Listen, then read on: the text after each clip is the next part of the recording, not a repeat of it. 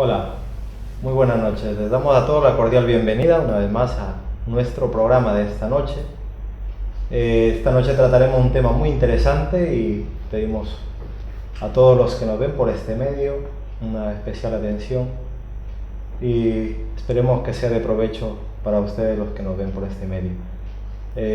Antes de iniciar, quiero orar con ustedes y me permiten hacer la oración para dirigirnos a Dios. Padre Celestial, que moras en las alturas de los cielos, estamos agradecidos en esta hora por tu amor, por tu misericordia, porque aún nos regala la vida, nos das la libertad de culto, Señor, para poder hablar de tu palabra, conocerte mejor y expresarnos por este medio. Perdónanos, Señor, todo lo malo y te pedimos que tú nos acompañes, te quedes con cada uno de tus hijos en esta tierra y que tu palabra sea una bendición para cada alma que lo escucha. Te lo pedimos en el nombre de Jesús. Amén.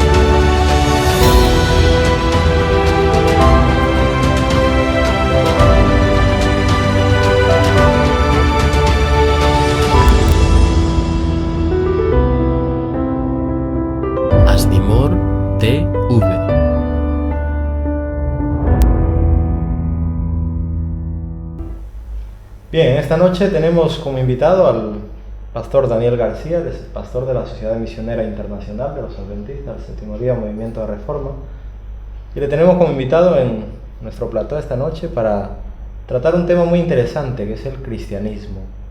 A menudo es un tema que se ha hablado durante siglos y la humanidad hoy en día, todo el mundo a veces se suele llamar cristiano. Entonces esta noche queremos ver cuándo inicia el desarrollo del cristianismo, la verdadera identidad del cristiano, el por qué se le llama cristiano y cuál deberían ser los retos para todo cristiano. Pastor García, muy buenas noches. Muy buenas noches, una alegría estar aquí en este momento con los hermanos que nos ven y aquí con los hermanos para esta transmisión.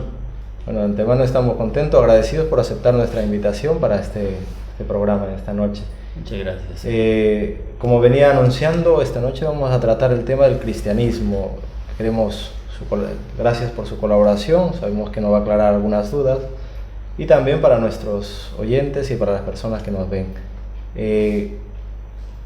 El cristianismo a menudo es algo que la humanidad hoy en día cree que se llama hace 2000 años atrás, con la venida de Jesús. A partir de allí hay muchas personas que, por ejemplo, creen que el cristianismo empieza en esa etapa. ¿Qué nos puede decir usted al respecto? Sí, es una alegría de poder hablar de nuestro Salvador. Y realmente, sin duda, uno de los conceptos que en el mundo, digamos, desde hace 2000 años para acá, se viene hablando es acerca de Jesús. Realmente la Biblia presenta a Jesús, no habla de cristianismo en un principio, sino habla de Jesús.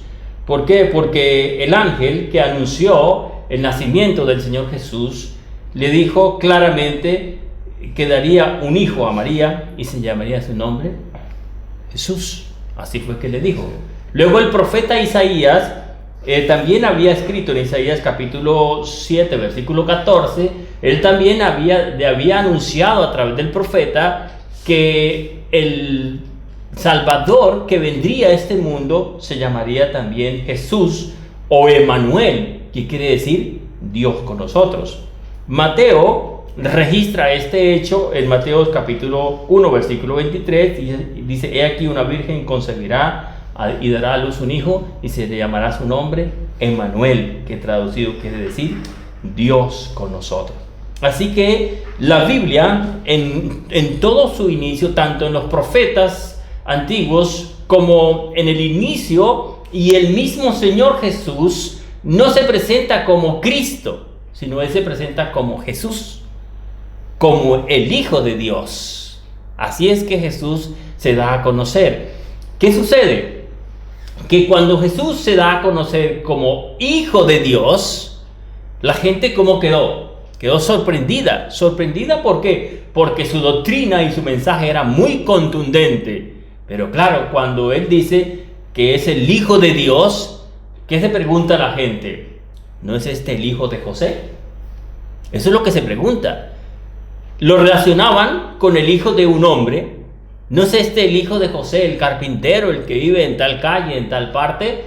Él no lo reconocieron como Dios. Pero realmente el nombre que se le da a Jesús es Hijo de Dios. Y a los primeros discípulos no se les da el nombre de cristianos, no, sino se le da el nombre que seguían al maestro de Galilea. Así era que le decían, los seguidores del maestro de Galilea. Como hoy muchos dicen, son los seguidores de Buda, o de este, o de Alá, o de Jesús, o de este, o de Dios, pero no le daba un nombre específico, no. Simplemente él se llamaba Jesús o Emanuel, y los que le seguían eran seguidores de Jesús. Así era como se presentaba. Muy bien, es interesante, porque la humanidad a menudo cree que a partir de que Jesús vino se le llama Jesucristo, y tantos nombres como el Mesías, Dios con nosotros. Entonces ellos lo llaman, en conclusión, a partir de esa época, los cristianos. Y muchas religiones o sectas religiosas, personas estudiosas de la Biblia, creen, por ejemplo, que los cristianos empiezan 40 días después que Jesús ascendió al cielo. Es decir, con la primera predicación que hizo Pedro, donde se convirtieron más de 3.000 personas.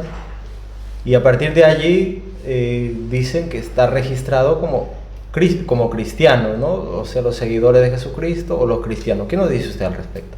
Sí, para los creyentes, Jesús era esperado como Mesías. Y Mesías tiene el nombre de Cristo, significa Mesías también. Pero el mundo no esperaba a Jesús como Hijo de Dios, sino como Mesías simplemente, como Cristos. ¿Qué era lo que creía la gente en aquel entonces? Ellos creían que vendrían un hombre, porque Jesús vendría a ser también sacerdote. Ellos lo creían también así, que vendría un hombre y que este hombre por sí mismo lucharía contra su ego hasta llevarlo hasta el polvo de la tierra, y esa victoria le daba el crédito o le daba el derecho de ser llamado sacerdote. Y el sacerdote significaba Cristo para ellos, un hombre que ha roto todas las barreras de este mundo y ha vencido. Pero esa victoria se la daban a sí propio. No era alguien que les ayudaba o alguien que estaba con ellos para vencer, para luchar, sino eran ellos los que realmente conseguían la victoria. Eso se le llamaban Cristos. Ellos eran Cristos. Eran Cristos, no eran Mesías, para ellos eran Cristos. Y cuando Jesús viene a la tierra, como Jesús venció, todos lo sabemos, que luchó contra Satanás, que luchó contra su condición humana, que luchó contra todos lo que dice que fue tentado absolutamente en todo, pero sin pecado. Notemos que Jesús no fue que venció el mal que estaba en él, sino que venció al enemigo que quería llevarlo a pecar.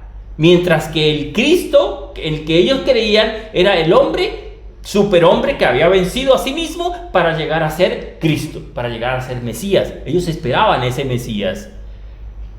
Ahí está la diferencia tan grande entre Jesús como Hijo de Dios y el Mesías que ellos esperaban para que los libertara del poder romano, de la opresión que había en aquel entonces. Por eso cuando en Antioquía, por primera vez, dice el libro de Hechos, en el capítulo 11, versículo 26, por primera vez en Antioquía se le llaman a ellos cristianos, a los discípulos. Pero no se les da ese nombre por elevarlos, por decirle, uy, qué hombres son. No, más bien es un nombre despectivo que le dan a ellos. ¿Por qué? Porque ellos querían más bien rebajarlos. ¿Pero por qué le daban ese nombre cristianos también? Porque ellos vivían la vida de los discípulos. La vida que ellos llevaban era una vida que se asemejaba en todo a Jesús. Eran así, por eso le llamaron a ellos cristianos. Los discípulos habían personificado a Jesús. Ellos vivían la vida de Jesús. Y como vivían la vida de Jesús, y como ellos querían el Cristo, que era el Mesías Salvador, entonces ellos le dieron ese título, digamos, a los discípulos de Cristo, cristianos. Y en conjunto se llamaría cristiano. El Cristo de Cristo, tantos Cristos. Entonces, a los seguidores de los discípulos, que también eran seguidores de Jesús, se les sigue llamando a partir de entonces cristianos.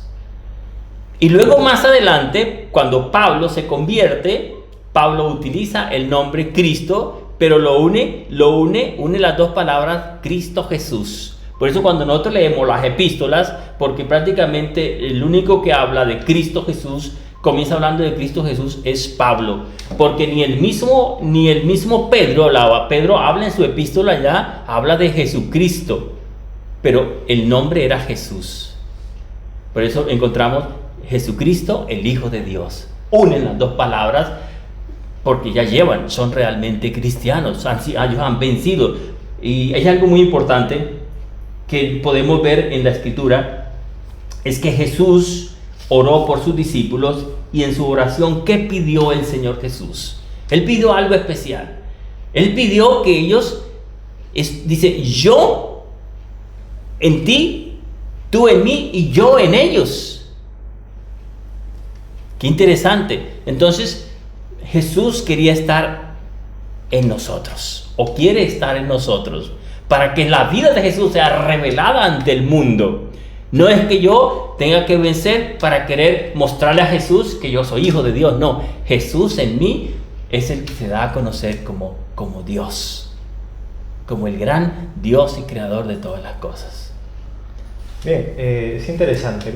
Entonces hasta aquí creo que nos queda claro entender que lo ha explicado, lo ha detallado usted muy bien. Por ejemplo, nos ha dicho que Cristo era el ser humano, ser humilde, rebajarse hasta un cierto grado de alcanzar una perfección como humano. Entonces allí se llamaba el Cristo. Exacto.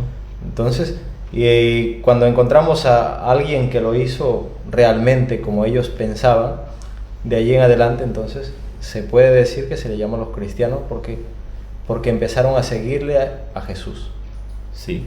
Entonces, ahora ese Jesús llega a ese punto de lo que usted nos ha hablado. Entonces, a partir de allí es Cristo, ese Cristo. Pero él, con su ejemplo, él, como usted lo ha dicho, era un enviado de Dios, no era un ser humano común y corriente, como cualquiera que trataba de ser perfecto por sí mismo. Él no, él fue engendrado, usted lo ha dicho, por el Espíritu Santo, nació de una mujer virgen, y bueno, la Biblia lo detalla. Entonces, a partir de allí encontramos a un personaje perfecto, recto en todo, que aun a pesar de ser tentado y de todo, él nunca hizo lo malo. Y además, el ejemplo que él daba era un ejemplo intachable, que ningún ser humano podría darlo, podemos decir así, ¿verdad? Okay. Entonces, es interesante todo esto, ¿no? Pero hay una cosa, perdón hermano, sí, muy dígame. Importante que ahora estoy recordando, es que la gran preocupación del apóstol Pablo la encontramos en Colosenses.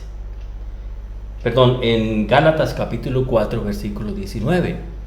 Dice Pablo, estoy otra vez en dolores de parto hasta que Cristo sea formado en vosotros.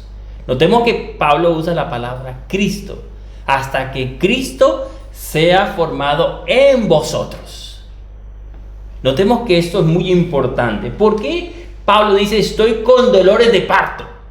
Notemos que nosotros como hombres no podemos explicar esto. Eso solo lo entienden las mujeres, nuestras esposas y todas las personas, las mujeres que han dado a sus hijos. Dolores de parto. Quizás nosotros hemos experimentado algún dolor muy fuerte en nuestro cuerpo, pero no podemos decir qué terrible es un dolor de parto.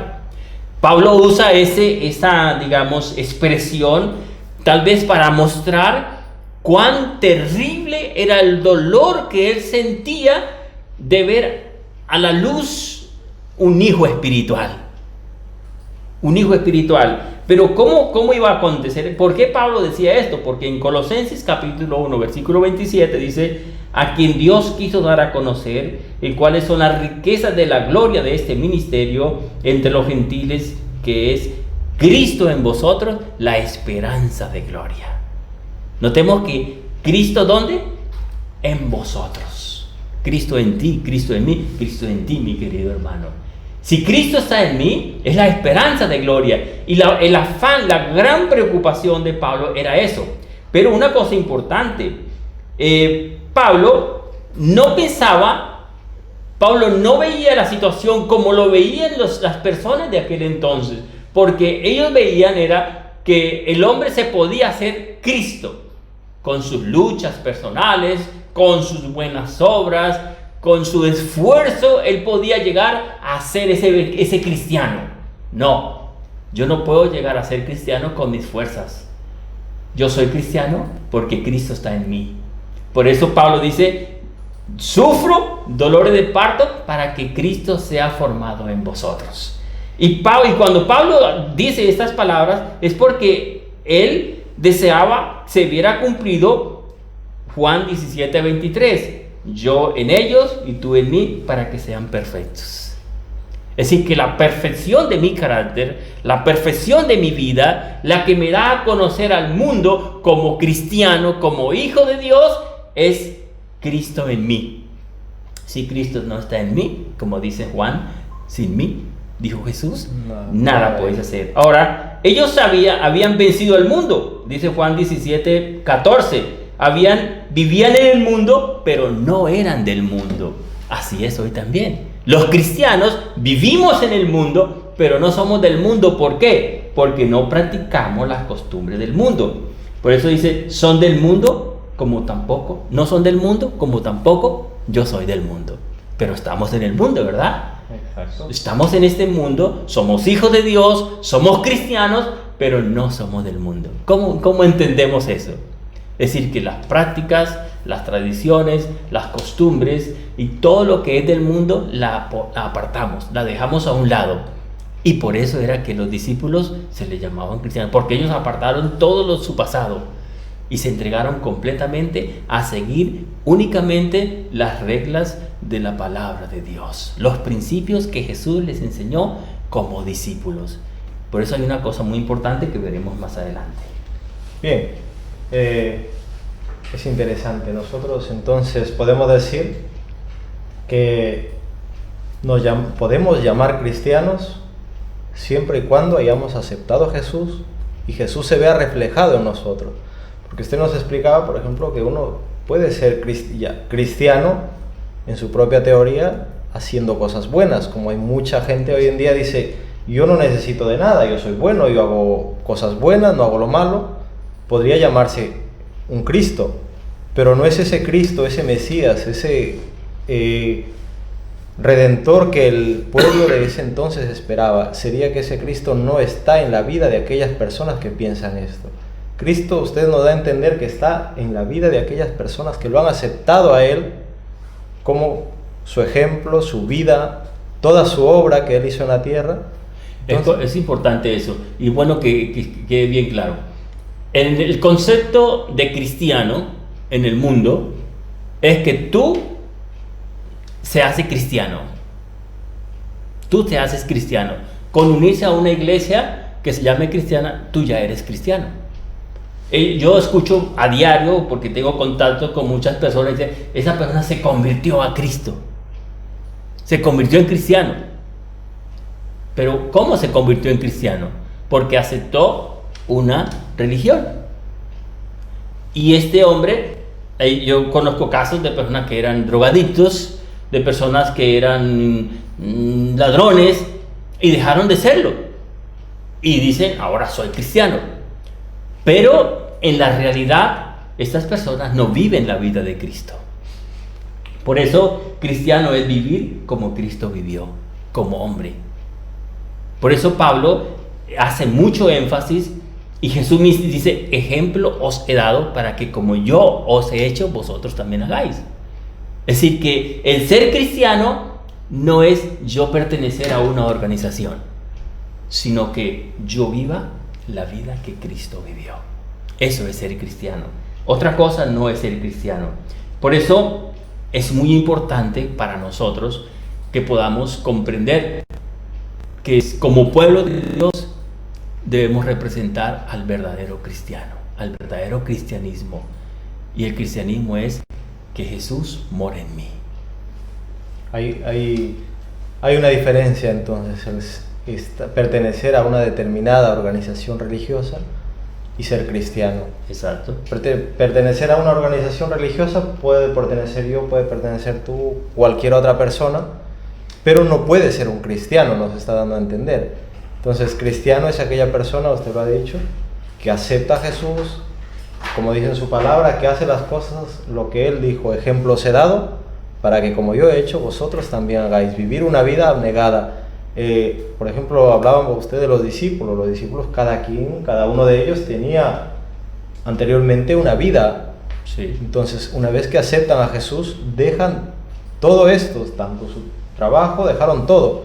No queremos decir como esto dejen su trabajo a las personas que nos ven, pero ellos de allí en adelante siguieron el ejemplo que Jesús le había dado y además lo reflejaron en sus vidas. Es verdad, ¿no? Sí. Ellos lo reflejaron, dieron a conocer. Es por eso que cuando, si no me equivoco, me corrige usted, cuando Pedro, Jesús fue llevado a ser crucificado y a Pedro le dice, la gente que lo veía por allí dice, ¿no es este el que anduvo con Jesús? Cuando lo negó. Cuando lo negó. Claro, claro. Le dice, ¿no es este el que anduvo con Jesús? O sea, no es tan fácil reconocer a una persona así de esta manera y decir, bueno, este es el que anduvo con alguien, sino porque él practicó y estuvo allí siempre con Jesús, hacía lo que Jesús hacía, entonces era conocido como un cristiano. Sí, es interesante que justamente lo que tú acabas de decir, dice ahí que cuando lo reconocieron, le dijeron, ¿no habla este igual que Jesús? ¿No es su porte igual que el de Jesús? Y por eso lo reconocieron. Claro, Pedro cayó porque Jesús le ha dicho, Pedro, me vas a negar, ¿no? Pero Pedro no podía negar que estaba con Jesús, porque lo reflejaba en su vida. Lo negó porque tuvo miedo, porque se asustó, porque no estaba preparado para enfrentar esa prueba terrible de su vida. Pero Pedro realmente revelaba a Jesús en su vida. Eso fue algo muy bonito. Es interesante tratar del tema del cristianismo, creo que nos llevaría horas y el tiempo lamentablemente no es tan amplio el que tenemos, claro. Pero hay que seguir tocando algunas cosas, ¿le parece? Porque luego hay una vida del cristianismo, hay un desarrollo de este cristianismo, por ende llega hasta nuestros días. Entonces vamos a seguir viendo, analizando un poco sobre cómo ha ido evolucionando el cristianismo, cómo ha llegado hasta nuestros días, por qué hoy en día nos llamamos cristianos, cuál es la diferencia que nos hace ver a nosotros como cristianos, y esto lo vamos a tocar después de una pausa, ¿le parece? Muy bien, me parece correcto. Continuamos en unos minutos entonces, okay. Y seguimos hablando de este tema. Muy bien. No se vayan, les invitamos a los que nos están viendo que no se vayan, que regresamos en unos instantes. Estamos nuevamente con ustedes para seguir tratando este interesante tema del cristianismo. Le decía, pastor, que a lo largo de la historia, ¿cómo es que se ha mantenido el cristianismo? ¿Cómo llega hasta nuestros días? Primero que pensemos un poco en el inicio del cristianismo. Según el libro de Hechos, en el capítulo 2, versículo 44 al 47, inclusive, Hechos 2, 47 44 al 47. Es algo que la mayor parte seguramente de los hermanos que nos están viendo y escuchando recuerdan, pero es importante que lo leamos. ¿Por qué? 2:44 al 47. Dice: todos los que habían creído estaban juntos y tenían en común todas las cosas, y vendían sus propiedades y sus bienes y las repartían a todos según la necesidad de cada uno, y perseveraban unánimes cada día en el templo y partiendo el pan por las casas, y comían juntos con alegría y sencillez de corazón, alabando a Dios, teniendo el favor con todo el pueblo, y el Señor añadía cada día a los que habían de ser salvos. Notemos que el cristianismo del digamos primitivo era un cristianismo no de palabra, no era que cada uno iba por donde quería, no, había una unidad. Es decir, que Juan 17, la oración de Jesús de Juan 17 se había cumplido en estos hermanos. Ese cristianismo desafortunadamente no permaneció en la historia. Exacto. Pero Pablo en Efesios capítulo 4 versículo 13 al 17, Pablo quiere retomar, porque recordemos que cuando leemos la historia de las 7 iglesias, ya habíamos encontrado que la iglesia de Éfeso, que había acontecido, viene la palabra de Dios que le dice: temo contra ti que has dejado tu primer amor. Es decir, que la iglesia cristiana, ¿qué pasa con ella? Va dejando ese primer amor. Esas buenas costumbres. Va cayendo espiritualmente. A medida que creció, cada uno fue yendo para su propio lado. Es decir, que se volvió egoísta. Pero Pablo, en Efesios capítulo 4, habla de un ministerio, de la obra de un ministerio. Dice: los apóstoles, los profetas, los pastores, los evangelistas y los médicos. ¿Y cuál es el propósito de ese ministerio?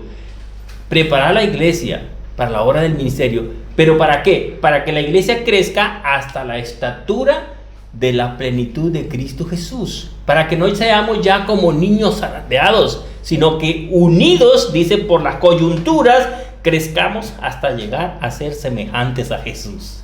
Ese es podemos decir que es el propósito del cristianismo. Ese cristianismo, tristemente, ¿qué ha pasado? En el mundo que se llama cristiano ha desaparecido. Pero nosotros, como pueblo de Dios, como iglesia y como ministerio, nuestro gran reto para este siglo y para hoy, no para mañana, es queremos que la iglesia vuelva a la condición primitiva, a que haya esa unidad en espíritu, esa unidad en amor, porque hoy habla el mundo. No sé si han escuchado las locuciones del Papa, ¿no? ¿De qué está hablando de él? De unidad, todos unidos en el amor, pero unidos en el amor, pero tú haces lo que tú quieres. Yo hago lo que yo quiero y tú, cualquiera de los hermanos, hace lo que quiere. Lo importante es el amor, pero eso no es amor. Según aquí lo que vemos en Hechos capítulo 2, ¿en qué consistía el amor? En que los que tenían dinero, los que tenían propiedades, ¿qué hacían? Vendían todo para darle a los que no tenían. Eso es amor.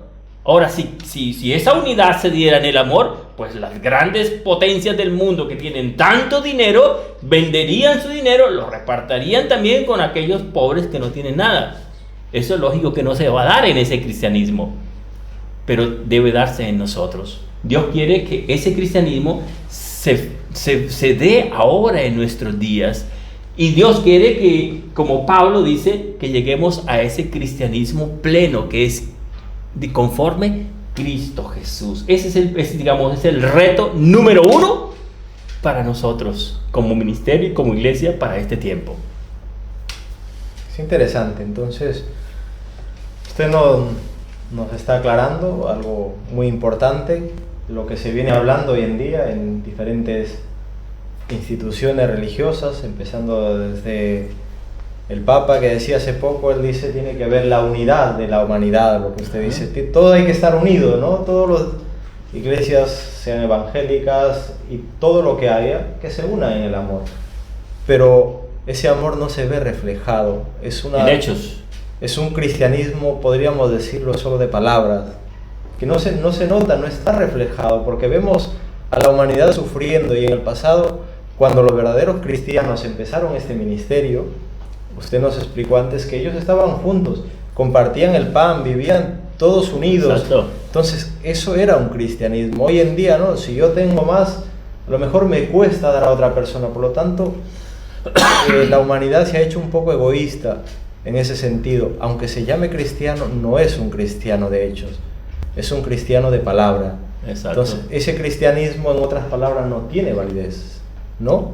No es porque no lo hace de corazón. Eso no es cristianismo. No es cristianismo, es un Cristo lo que eso es religión, no cristianismo. Porque religión significa unir las personas con un propósito. Pero la unión que hay o que se está dando en este momento entre el mundo llamado cristiano y los no cristianos, porque aquí incluimos el budismo, como vimos la presentación, incluimos aquí a los maometanos, los ortodoxos, los judíos inclusive. Exacto. Todos están unidos ahí en el mismo propósito y todos los une el amor.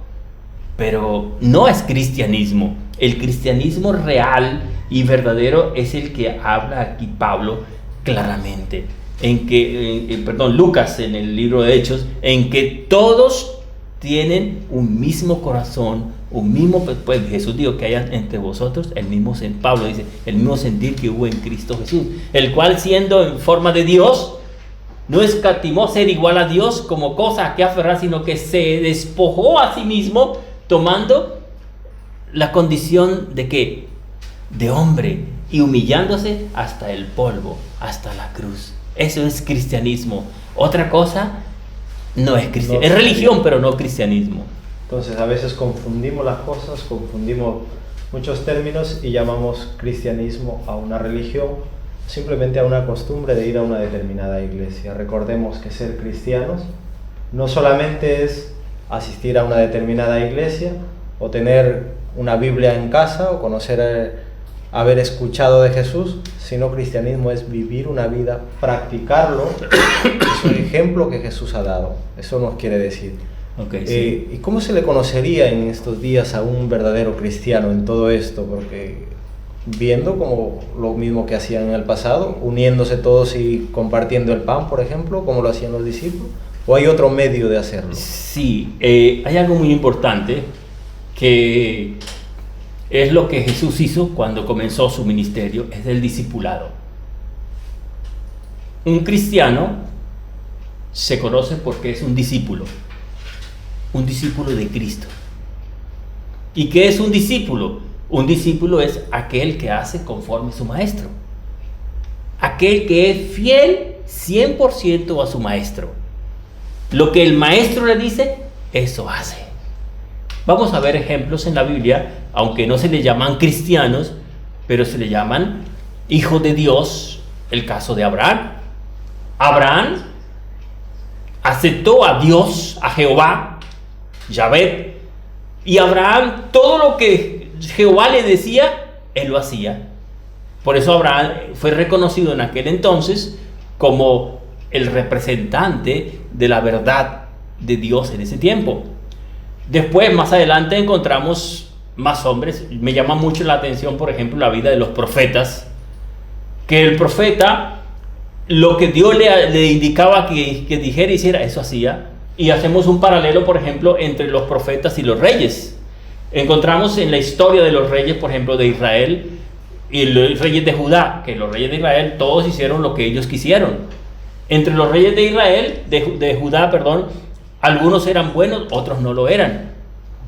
¿Cómo se sabían que era un buen rey? Porque él hacía como, dice, e hizo todo como Dios le mandó. Qué bonito. Es hoy día también. ¿Cómo se reconoce a una persona? Jesús dijo, por sus frutos los conoceréis. ¿Y cuáles son los frutos? Los frutos de un discípulo. Por eso cuando el Señor Jesús dio la orden a los discípulos, le dijo, id y hacer discípulos a todas las naciones. Y me llama mucho la atención el apóstol Pablo, que dice en 1 Corintios capítulo 11 versículo 1, dice, sed imitadores de mí como yo de Cristo. Entonces el cristiano de hoy es aquel que imita a Cristo, no aquel que imita al mundo.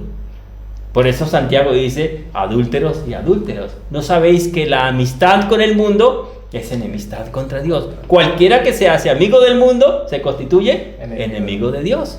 Entonces el cristiano, digámoslo así, es aquel que imita. Por eso Pablo dice, me llama mucho la atención que Pablo dice algo muy bonito también. Dijo a los filipenses, hermanos, sed imitadores de mí y mirad a los que se conducen según el ejemplo que tenéis vos nosotros. Notemos que el cristiano es aquel que imita. ¿Pero qué imita? Al buen ejemplo. Primero Jesús. Pablo dice también, imítame a mí. Imita también a aquellos hermanos que se conducen correctamente. Por eso nosotros nos unimos como hermanos, como iglesia, y tratamos de ayudarnos. Y yo puedo imitar las buenas acciones que tú haces. Yo he aprendido, por ejemplo, de mi primer profesor y pastor que yo tuve, el pastor Vázquez, que tal vez no me esté viendo hoy, pero yo le aprendí muchas cosas de él. Y he tratado de seguir ejemplos que él hacía en su ministerio, y son verdaderos, me han dado muchos resultados. Hay que imitar, pero claro, el que debemos imitar, número uno, ¿es a quién? A Cristo. Al Señor Jesús. Aún Pablo dice que lo imitaran a él. ¿Quién era Pablo? El apóstol de los gentiles. ¿Y quién fue Pablo en su tiempo? Un perseguidor de la iglesia. Un hombre que fue perseguidor, pero que ahora era perseguido. ¿Y por qué era perseguido? Por haber cambiado. Por el cambio que tuvo. Y porque vivía ahora como ¿qué? Como un seguidor de Jesús. Como un verdadero discípulo de Jesús. Por eso el Pablo mismo dice que todo aquel que quiera vivir piadosamente en Cristo Jesús padecerá persecución. A veces el problema es que nos da miedo padecer la persecución, por eso no queremos imitar a Jesús, pero preferimos imitar al mundo para que nadie nos diga nada. Eso no es cristianismo. Eso es un seguidor, pero no un discípulo. El seguidor es aquel que va de lejitos, como Pedro, ¿no? Como escondida, ¿no? El Pedro estaba, pero estaba lejitos por allá, que como que no lo vieran. Al final lo identificaron, pero Pedro estaba lejos. Juan no. Juan, ¿dónde estaba? Por eso Juan se llama el discípulo amado. ¿Dónde estaba Juan cuando estaban juzgando a Jesús? Ahí, muy cerca de los que lo estaban juzgando. Y cuando Jesús estaba en la cruz allá, que estaba haciendo crucifixión, ¿dónde estaba Juan? Ahí al frente. Ahí al frente. Ese es un discípulo, aquel que sigue a su maestro sin perderle un paso, que lo imita, y por eso es llamado el de apóstol del amor, Juan, porque él imitó al Señor Jesús hasta en eso. Qué bonito es poder ser cristiano verdadero. Es interesante, como estamos viendo, es muy importante. Esto nos da a entender que el cristiano tampoco todo es una vida de felicidad, de alegría, porque usted nos habla de los discípulos, por ejemplo. Ellos tuvieron dificultad a lo largo de su vida. Sabemos cuán difícil tuvieron que pasar. Unos estuvieron en las cárceles, fueron muertos. En fin, es una vida también aparentemente complicada, ¿verdad? No es del todo un camino de rosas, como podemos decirlo. Sí, la vida cristiana verdadera tiene alegría, tiene gozo, tiene paz, tiene felicidad, pero es una paz dentro del corazón. Por eso Jesús dijo, mi paz os dejo, mi paz os doy. No la doy como el mundo la da. La paz es por la esperanza que tenemos de la vida eterna, pero realmente la vida cristiana es una vida de lucha, es una vida de pruebas, es una vida de persecuciones, es una vida digamos, de contradicciones inclusive, porque cuando tú quieres hacer lo mejor, ¡pumba!, te vienen cosas terribles. A veces dice, pero ¿por qué, Señor? Yo tanto oro, trato de hacer lo mejor y me vienen tantas luchas, tantas pruebas. Gloria sea al Señor. Una hermana me dijo, ay, pastor, es que yo no entiendo, yo tanto que oro y me vienen más pruebas. Le dije, hermana, gracias a Dios, qué alegría, la felicito. Pero pastor, ¿qué estás diciendo? Yo, sí, hermana, porque la experiencia que tú estás haciendo es una experiencia con Cristo. Porque cuando uno no es perseguido, es porque el diablo no lo toca. ¿Para qué lo va a tocar? Si tú estás ahí, lo tienes bien. Pero el verdadero cristiano es aquel que padece persecuciones. Pero lo hace porque quiere hacer la voluntad de Jesús. Quiere ir como discípulo de Cristo. Por eso, perdón, que hay una cosa muy importante que es el ser testigo. Dice, y me seréis testigos en Jerusalén, en Judea, en Samaria y hasta lo último de la tierra. Ese es un punto importante, ser testigo. Pero ser testigo que Juan dice, Mateo dice, hemos sido testigos, Juan dice, hemos sido testigos de lo que hemos visto y oído. De eso testificamos, de eso hablamos. Nosotros también debemos decir, somos testigos de lo que hemos experimentado, de vivir con Jesús.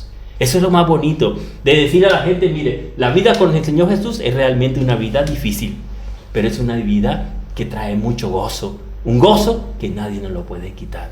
Y es interesante que en Marcos 16:20 dice, y los que habían creído, ellos saliendo predicaron en todas partes, ayudándoles el Señor.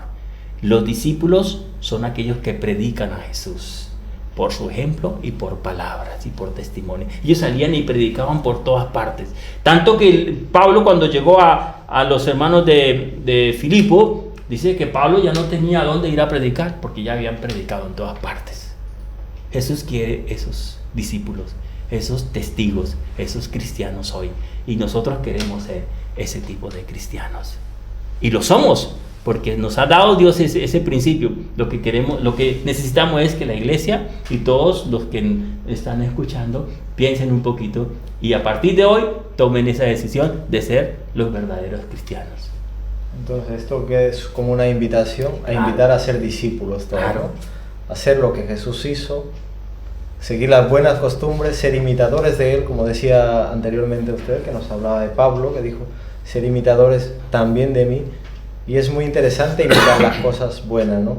Además de eso, podemos decir que el cristiano es verdad, que no es todo maravilloso en la vida, pero de nosotros debemos estar felices, porque aparentemente a veces, si bien es cierto, no nos da dinero, no nos da un trabajo el que quisiéramos ganar muchísimo, vivir cómodamente, pero nos da una paz en el interior, una paz en el corazón cuando aceptamos a Jesús.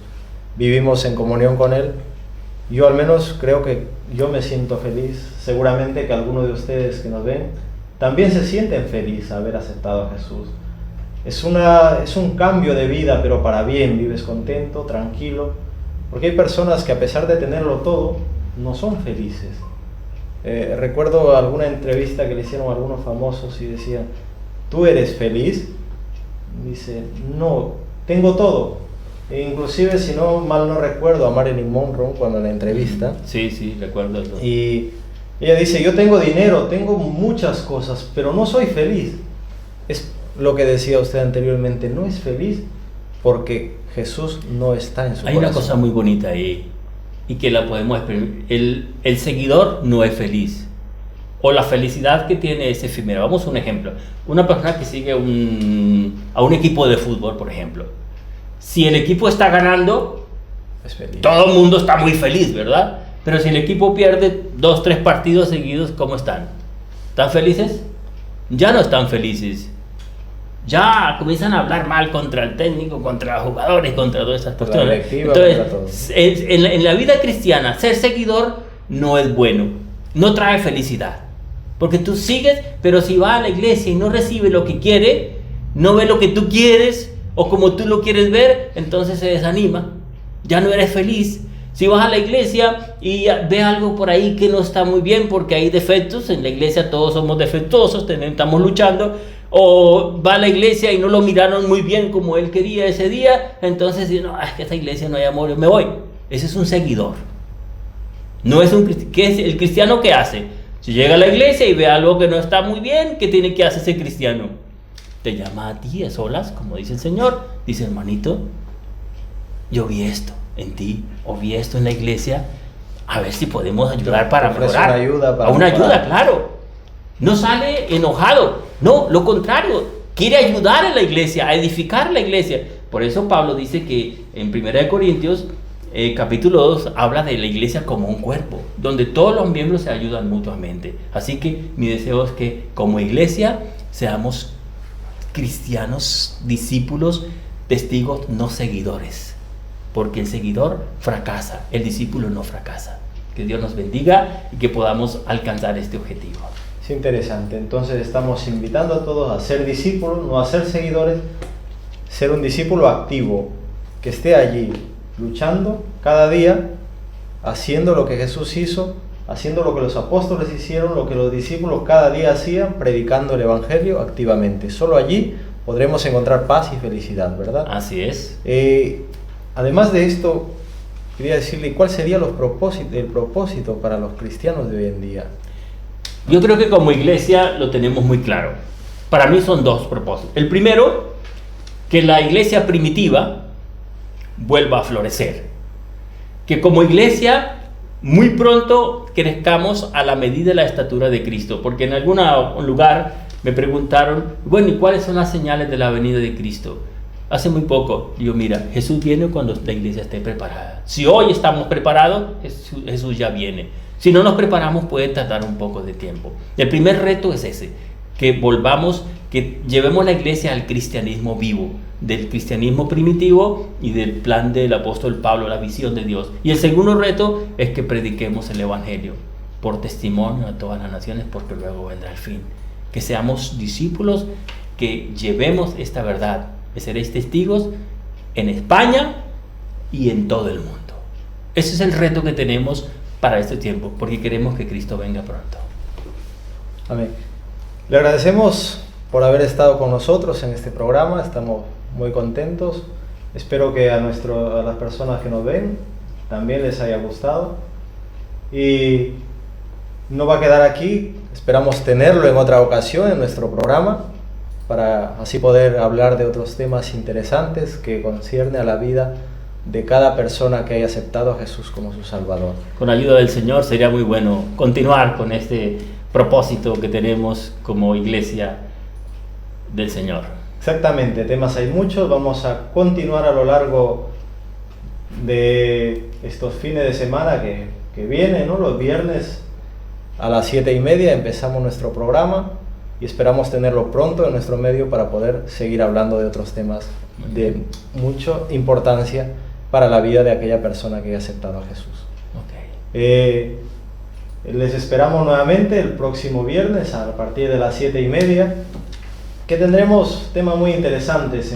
Hablaremos un poco de la vida de los discípulos, cada uno de ellos a lo largo de su vida, qué les pasó, lo bueno, lo importante que fue su mensaje para la humanidad de ese entonces y en qué repercute eso en nuestros días.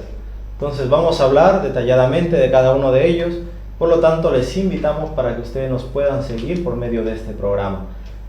También queremos enviar saludos a las personas que nos están viendo por este medio. De Mary, por ejemplo, ella manda saludos para su padre que mañana cumple años. Su padre se llama Marcelo Contreras. Es un discípulo que trabaja por su propia cuenta, no es un discípulo asalariado ni nada, pero es un discípulo activo que cada día trabaja dando a conocer el Evangelio de Jesucristo. También saludos de Daniela, que ella es de Valencia, pero ella manda saludos para su hermano, sus hermanos que están en Venezuela y sobre todo a su amiga Damaris Avilés, que ella está actualmente en Venezuela.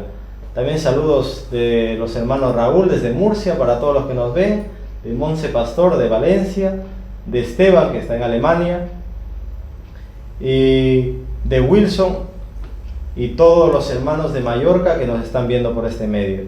Entonces, y para cada uno de vosotros, de mi parte, un saludo muy cariñoso y muy especial para ustedes. Esperamos que nos sigan viendo por este medio, y cualquier duda, cualquier pregunta que ustedes tengan, pueden escribirnos a nuestro correo y nosotros podemos darles alguna aportación que tengamos de la mejor manera posible. Inclusive preguntas, ¿no? Algunas preguntas que tengan, algún tema en especial que quieran ustedes que podamos tratar, estamos dispuestos a hacerlo. Escríbanos algún pedido de oración, que alguien quiera pedirnos que oremos por él, por algún familiar, por algún amigo, estamos dispuestos a hacerlo. No duden en escribirnos. Ya lo tienen en sus pantallas nuestro mail para que nos puedan escribir y de esa manera poder nosotros aclarar dudas, orar por las personas que ustedes crean necesario. No sin antes invitarle nuevamente y nos despedimos haciendo una última oración. Sí, deseamos un feliz sábado y unos dulces sueños para todos, ¿no? Exactamente. Hacemos una oración, ¿le parece? Y finalizamos este programa. Le invito a que usted ore. Querido Padre Eterno, queremos agradecerte porque hemos podido estudiar tu palabra. Y quiero pedirte una bendición para todos los hermanos que han estado escuchando este mensaje. También para nuestro hermano Josué, que está haciendo estas transmisiones. Que tu Espíritu Santo y tus santos ángeles continúen dirigiéndonos para que los propósitos que tenemos como iglesia podamos alcanzarlos pronto. Ruego, Señor, que nos des el Espíritu Santo y la compañía de tus santos ángeles para esta noche y para este sábado. Te lo pedimos rogándotelo en Cristo Jesús. Amén. Amén. Nos despedimos de todo. Muy buenas noches. Estuvieron con ustedes Pastor Daniel García y el quien les habla, Jaime Castañeda. Hasta otra oportunidad. Gracias.